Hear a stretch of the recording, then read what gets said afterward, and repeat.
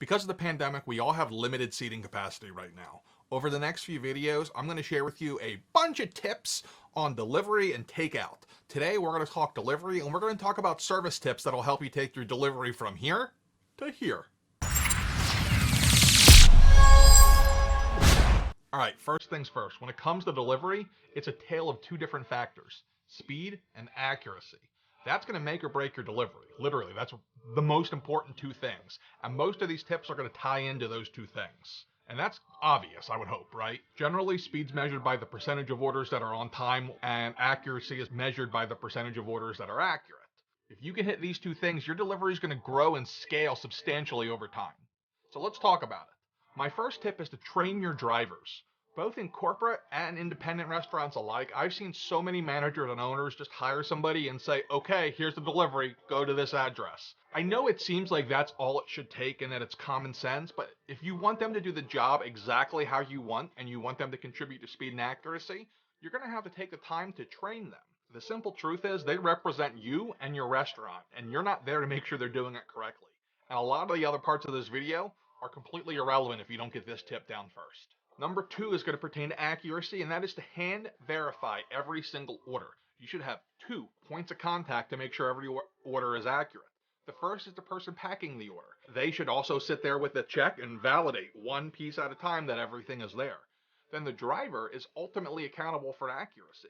So this is where labels come in handy, because a driver's not going to know your menu, and let's face it, you go through drivers really quickly, they're not going to know what one salad is from another. But if there's labels on the food, it's pretty easy to figure out. Your driver should be able to be held ultimately accountable since they're the last person who's going to see the item. Even with these systems in place, there's still going to be the occasional error. Ideally, it happens maybe like 2 or 3% of the time. But you need to have a plan in place to recover when it happens. That means getting the correct food out to the customer as fast as humanly possible and making it up to them. Tip number 3 is so simple it almost seems stupid, but it never happens. And that is to call customers with updated ETAs as things happen. If you're going to be late, call the customer and let them know, hey, I know your order's supposed to be delivered at 7 p.m. I'm running a little bit behind. It's going to be there around 7:09 p.m. I'll see you soon. I know that sounds simple, but it really helps alleviate the customer anxiety. It also takes the friction off your staff of answering phone calls saying, where's my food? Teach your drivers to do this. This is something they should be able to do in between stops, obviously not while they're driving. Tip number 4 is to get enough information when you take the order. I highly recommend you make yourself some sort of an order form. It doesn't have to be anything special, but that way you don't forget anything. Make sure you're getting name, phone number. If it's a business name. It's a lot easier to find the Marriott Suites than it is 1532 2nd Street. You should also have an on-site contact in case the person ordering is not the one getting the food. So many times, drivers just find random things. I've been out on ride-alongs where it's like, okay, Jim ordered the food, but it's for Sally. Sally doesn't know it's coming, so when I show up, she's confused. This is all stuff that could have been alleviated if we took the order correctly and said, okay, Jim, are you going to be on site? No? Sally is? Okay. Is Sally expecting us? Problem solved. To go along with this, always use a time window. Don't say 7:30, sure. Because if you show up at 7:32, you're late. If you show up at 7:28, you're early. Anywhere between 5 and 15 minutes is a more than appropriate time window. But you need to leave yourself some sort of a window because you're not going to arrive exactly to the minute on time. The next tip is so simple that it's genius, and that is to focus on the little touches that bring the service to the next level. So from here to here. Things like having a clipboard for your driver. Okay, so your driver can give them the receipt to sign on rather than them like leaning up against the pizza box or up against their door. It's really annoying. Other things include, how does your driver look? Are they in a uniform or do they at least look neat?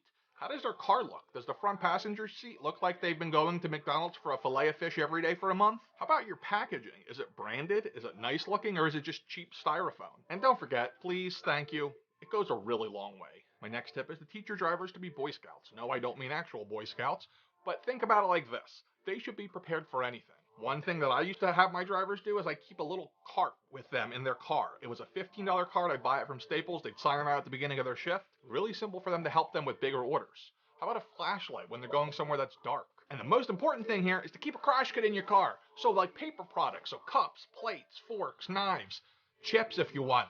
Ketchup, mustard, anything that's not perishable and is a dry good, because it's not like you can say, oh, hold on, I'll be right back with that for you. It could be a big problem.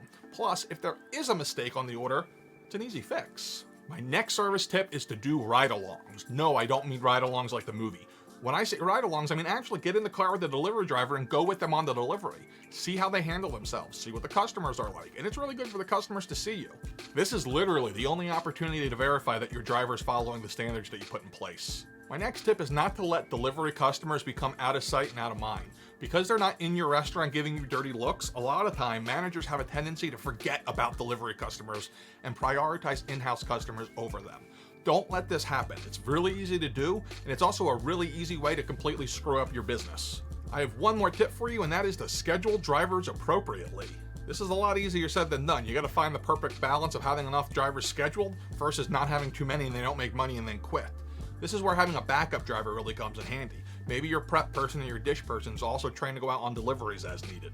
The other piece of this is balancing labor. How do you do that? Well, I always have my drivers do non-service tasks whenever they're not out on a delivery. That means doing things like portioning, dishes, anything that's not going to directly affect the customer at that moment. And here's the thing, you'll never get this right. When you think you have it right, sales will go up and now you're understaffed, or sales will go down and now you're overstaffed. That's it. Hope this helps. Till next time, remember, it's a beautiful day to be alive.